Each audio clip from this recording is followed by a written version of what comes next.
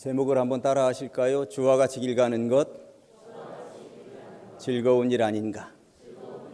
아멘. 구약 성경에는 구약 성경을 대표하는 인물 3인방이 있습니다. 아브라함, 모세, 다윗입니다. 그중에 오늘은 아브라함 이야기를 해보려고 합니다.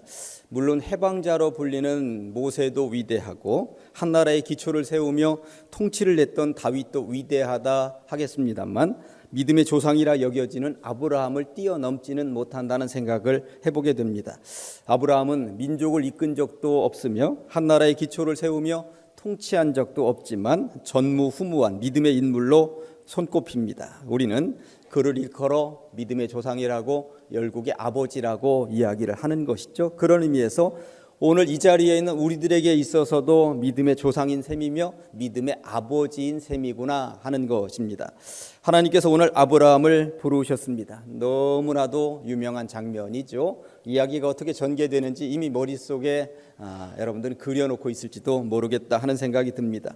어떻게든 차별화해서 어떻게 설교를 해볼까 고민한 결과가 오늘의 이제 설교 내용입니다. 세 주제로 나누어서 말씀을 받도록 하겠습니다. 첫째는 익숙한 것들과 결별하라입니다. 아브라함의 이름의 원래 이름은 아브람입니다. 아브람. 오늘도 아브람이라고 나오고 아브람에서 아브라함으로 바뀌는 것은 창세기 17장에 가서야 바뀌기 때문에 오늘 본문에 충실하기 위하여 저는 계속 아브람이라고 이야기를 하도록 하겠습니다. 아브람이 부름을 받았을 때 그는 75세의 노인이었습니다. 75살.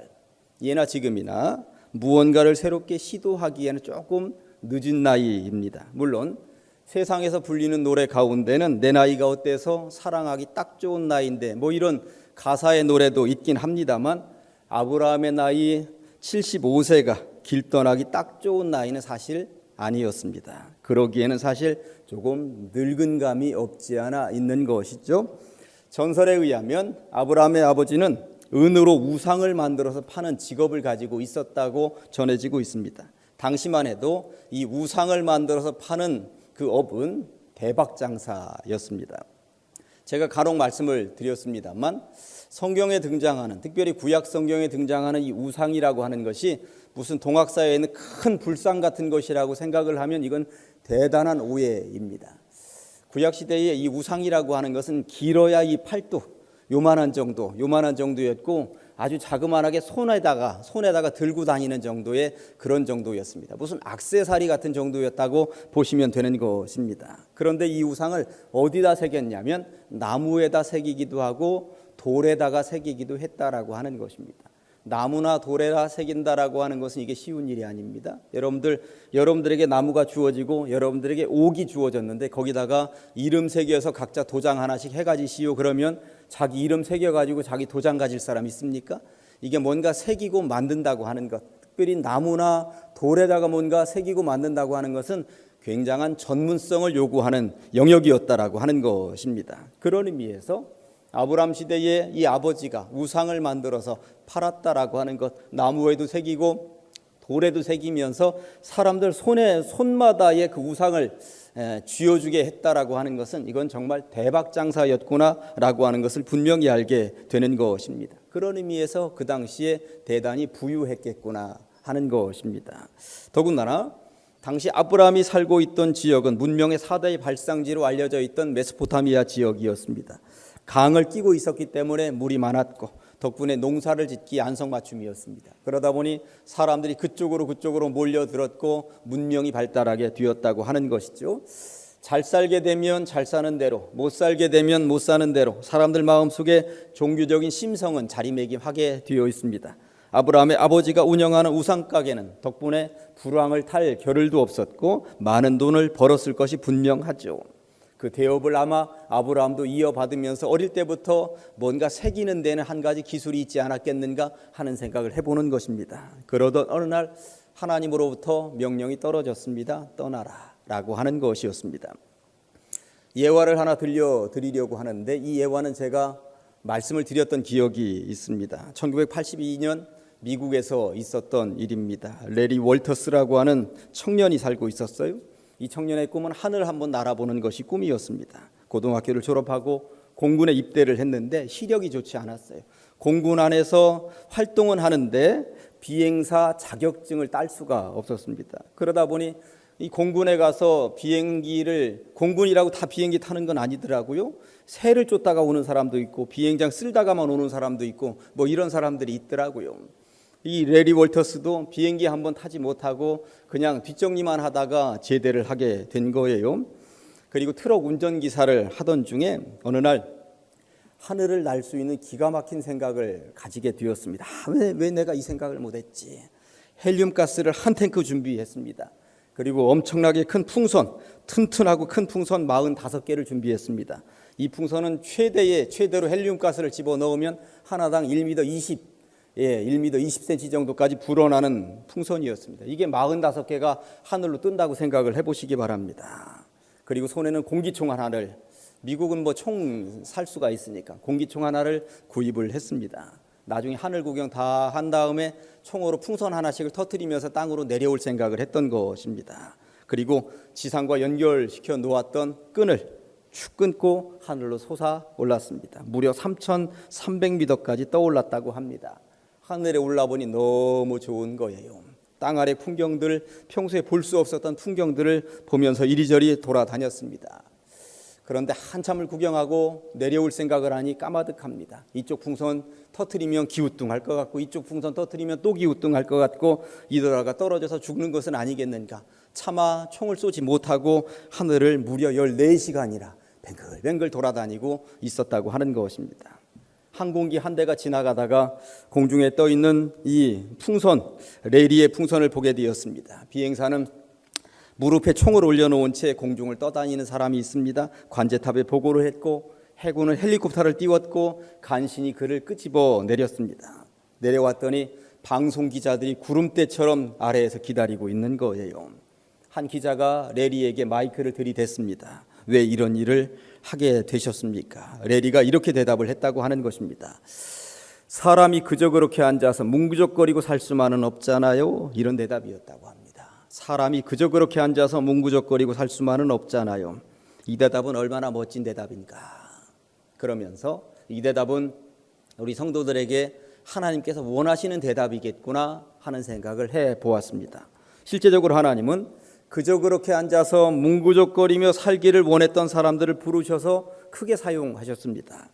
모세가 그런 경우입니다. 80세 얼마나 뭉구적거리면서 미디안 광야에서 양이나 치며 그렇게 지내다가 하나님 부르면 갈 생각하고 있는 인물이었겠습니까? 80살이었습니다. 애굽으로 가기에는 딱 좋은 나이 아니었습니다. 그 나이에 뭘 도전하겠습니까? 그러나 그런 그를 하나님께서 부르셨죠. 뭐라고 하면서 불러내셨습니까? 언제까지 그렇게 미디안 광야에서 뭉구적거리면서 살래? 그저 그렇게 뭉구적거리며 살지 말고 나와 함께 일 좀 해보지 않으련 하고 불러내셨다라고 하는 것입니다. 오늘 아브라함도 마찬가지입니다. 그 나이에 뭘 하겠습니까? 70이 넘은 나이에 무언가 새롭게 시작하라면 여러분 같으면 하시겠습니까? 그런 의미에서 그 옛날 그 나이에 아브라함이나 모세나 정말 큰 결단들을 했구나 하는 생각이 드는 것이죠. 일상을 떠나는 것, 그냥 뭉구적거리면서 세상 말로는 디비져 있는 그곳에서 일어난다고 하는 것은 이거 정말 쉬운 일이 아니다라고 하는 것입니다. 아브라함을 부르신 하나님께서는 아브라함이 75년을 살면서 가장 친숙해 있던 그것들을 떠나라고 말씀하셨습니다. 너무나도 친숙한 들판과 강물이 있는 그 고향을 떠나라고, 평생 의지하며 살았던 가족 친지들을 떠나라고, 가족들의 생계수단이며 신앙의 대상이었던 우상을 떠나라고 말씀하셨던 것입니다.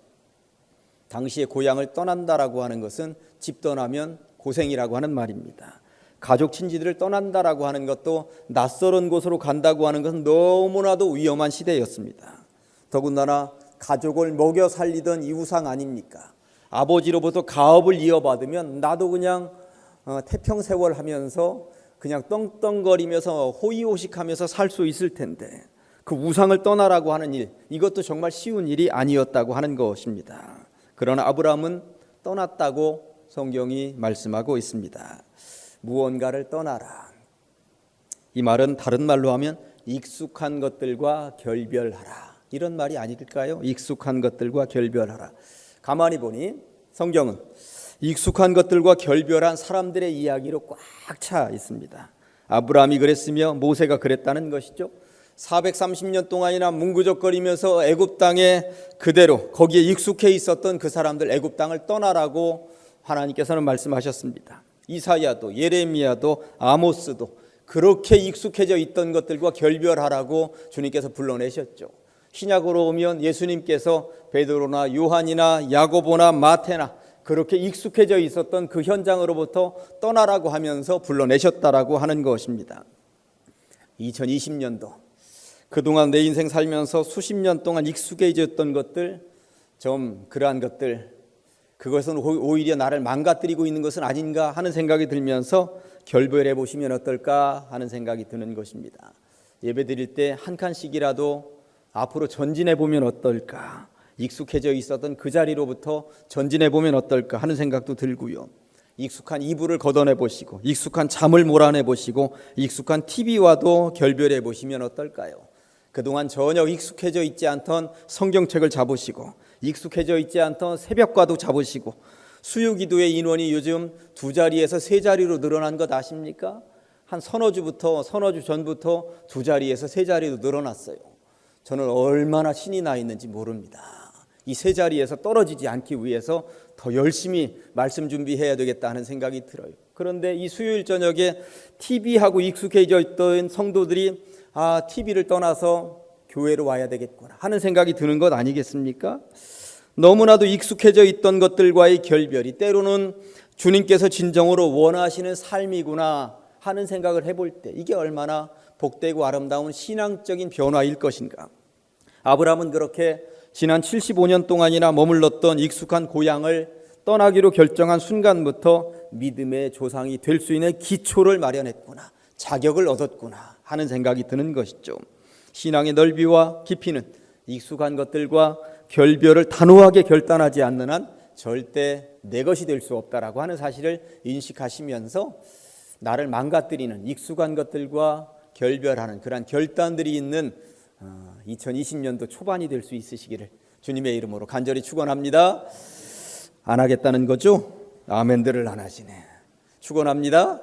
네, 2번째, 어떤 환경에서도 예배하라. 아브라함의 고향이 메소포타미아 지역이었다고 말씀을 드렸습니다. 문명의 4대 발상지였다고, 물이 많고 농사가 잘 되고 사람들이 넉넉하게 살고 있었던 지역이었다고 말씀을 드렸어요. 그런데 그 지역에서 떠나라고 말씀을 하셨습니다. 그렇게 해서 떠나면 더 좋은 것이 기다리고 있어야 되는 것 아닙니까? 그런데 낯설고 물서른 곳으로 와서 보았더니 광야인 거예요. 광야 말이 좋아 광야지, 광야는 끝이 보이지 않는 돌무더기 낮은 구릉의 연속입니다. 물을 얻기 위해서 오아시스를 찾아야만 하는 것이고요. 아는 사람 하나도 없는 막막한 길을 언제까지인지도 모르고 걸어가야만 하는 여정입니다. 그런데 이런 아브라함에게 하나님께서 주시는 약속을 한번 보시면 참 이게 더 기가 막힙니다. 7절 앞부분을 보면 이게 놀라운 약속인 것 같습니다만, 여호와께서 아브라함에게 나타나 이르시되 내가 이 땅을 네 자손에게 주리라. 사실 네 자손에게 주리라, 너에게는 안 준다 이 말이에요. 너는 아직 아니야 이 말, 여러분들 어떠십니까? 나에게도 좀 주셔야지. 그런데 이 약속이 언제 이루어지는지 아십니까? 500년 후에 네 자손에게 주리라, 이런 약속인 거예요. 이런 약속 들으면서 여러분들 아멘 할 수 있으시겠습니까? 사실 아브라함 너에게 이 땅 준다, 얼마나 좋아요. 그런데 여기까지 왔는데 모래바람 풀풀 날리는 그 현장 봤더니 네 자손에게 주리라, 너는 여기 그냥 선발대로 온 거야, 이런 말씀인 거예요. 그러니 이게 얼마나 기가 막힌 이야기입니까? 아니 하나님, 이게 뭡니까? 내 평생 살아온 고향 땅 버리고 불러내셨으면 좀 더 편안하고 평탄한 것을 주셔야 되는 것 아니겠어요? 내 평생 본 적도 들은 적도 없는 이 광야는 무엇이며 나에게는 땅 한 평도 안 주시겠다라고 말씀하시고, 내가 볼 수 있을지도 볼 수도 없는 그 자손들 나중에 주시겠다고 약속하시면 저를 뭐 하려고 여기까지 불러내셨어요? 500년 후에 그놈들 중에 하나 불러내서 여기가 네 땅이다 그러시지, 사실 이런 불평불만 할 수 있지 않겠습니까? 그런데 여기서 중요한 것은 아브라함이 이후에 행하는 행동입니다.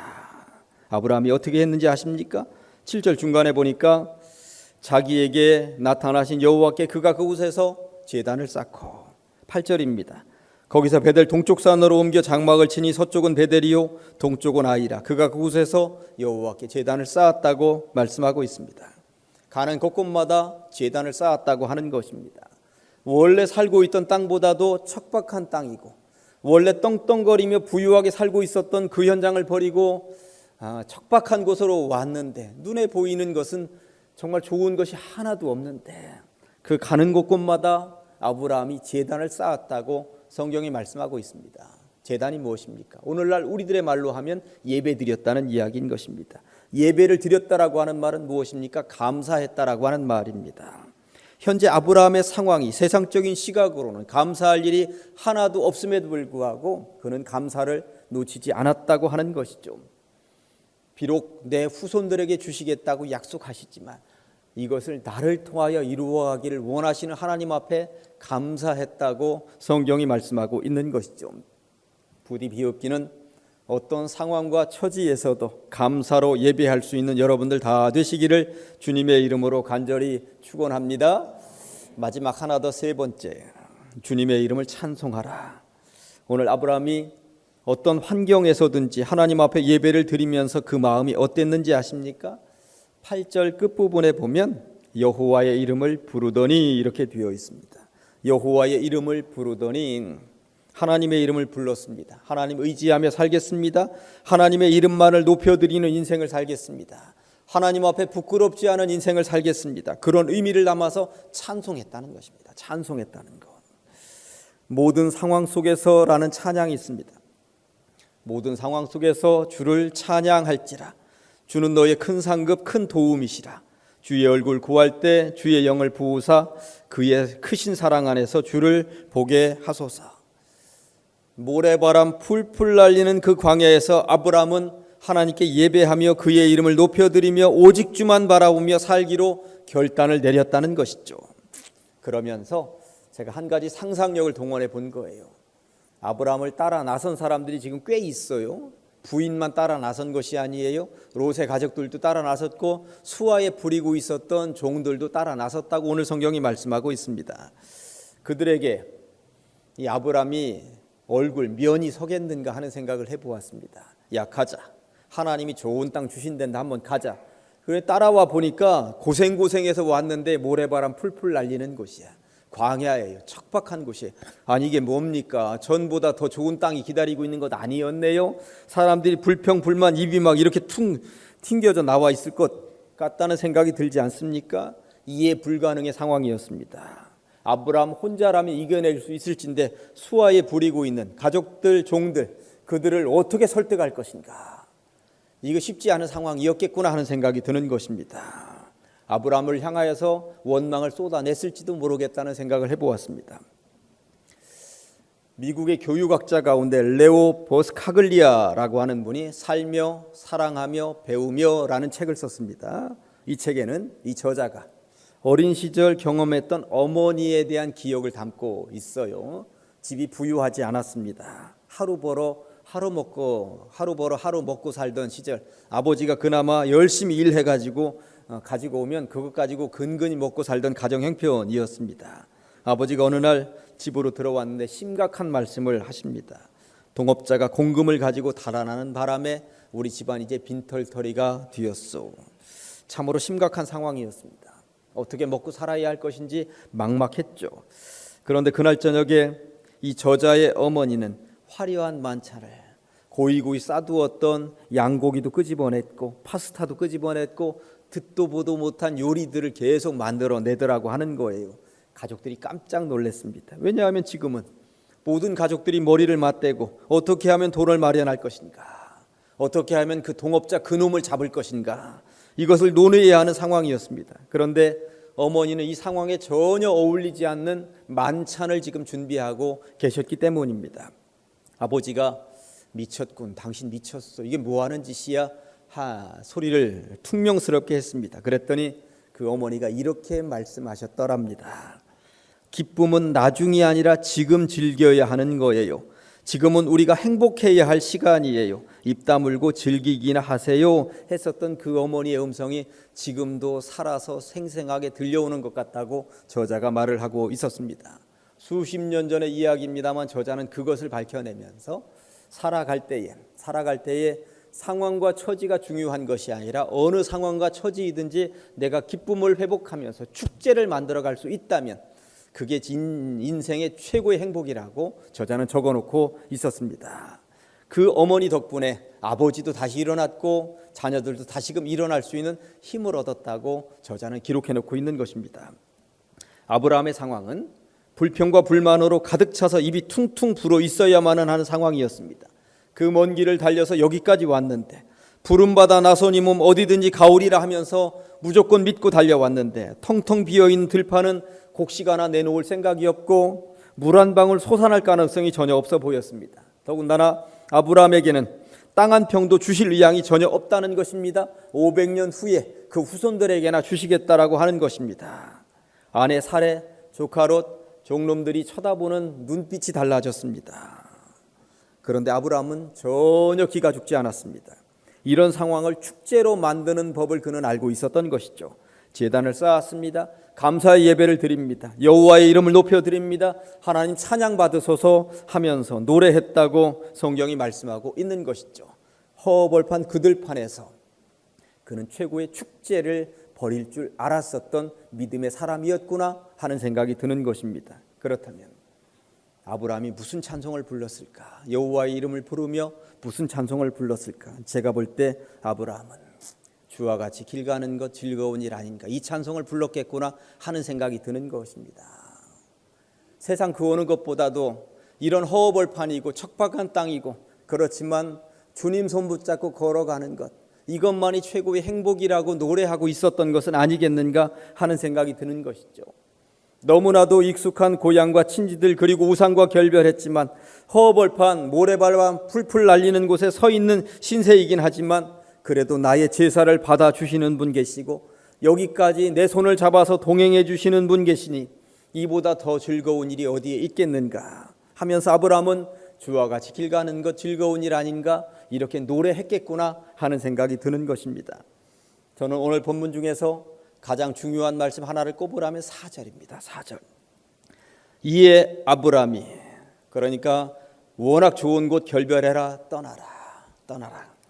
이에 아브라함이 여호와의 말씀을 따라갔다고 하는 것, 여호와의 말씀을 따라갔다고 하는 것, 다른 것 하나도 쳐다보지 않고 여호와의 말씀만을 따라갔다고 하는 것, 주와 같이 길 가는 것 이거 이외에 다른 건 쳐다보지도 않았다고 하는 것, 이 말씀이 그래서 그렇게도 귀한 말씀이라고 하는 것입니다.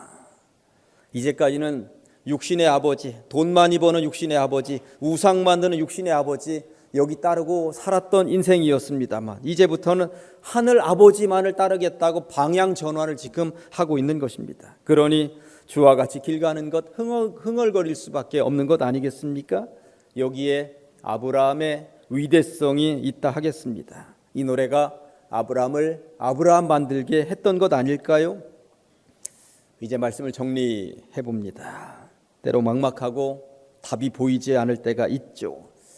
마치 나 홀로 광야에 서 있는 것 같을 때가 있습니다. 부디 비옵기는 아브람처럼 어떤 상황에서도 감사의 예배를 회복하시고 주와 같이 길 가는 것 즐거운 일 아닌가 찬송을 회복해 보시기를 주님의 이름으로 간절히 소망합니다. 하나님 앞에서 아브람은 익숙한 것들과 결별했고요. 어떤 환경에서도 예배했습니다. 그리고 주님의 이름을 높여드리며 주님께 찬양을 올려드렸습니다. 그렇게 살아감으로 2020년에는 여러분이 살아가는 모든 순간마다 주와 같이 길 가는 것 즐거운 일 아닌가 찬송하면서 입술에서 찬송이 떠나지 않는 감사의 한 해가 될 수 있으시기를 주님의 이름으로 간절히 축원합니다. 기도하십니다. 하나님 아버지 감사합니다. 2020년의 문을 주님의 은총 가운데 열게 하셨으니 감사합니다. 한 달이 지났고 2월을 맞이합니다. 우리를 일상의 안일로 이끄는 익숙한 것들과 결별하는 결단을 하게 하여 주시옵소서. 우리의 인생을 통하여 광야와도 같은 환경에서도 감사의 예배자가 되게 하여 주시옵소서. 내 이름을 드러내며 사는 것이 아니라 우리의 삶을 통하여 주님의 이름만이 드러나는 기쁨과 축제의 삶이 되게 하여 주시옵소서. 하나님께서 아브라함을 부르셔서 믿음의 조상으로 삼아 주셨던 것처럼 우리가 처한 모든 현장에서 우리도 믿음의 조상들이 될 수 있도록 하여 주시옵소서. 이런 사명에 주님이 우리를 부르신 줄로 믿으며 이 부름에 아멘하고 달려 나가게 하여 주시옵소서. 예수님의 이름으로 기도합니다. 아멘. 다 같이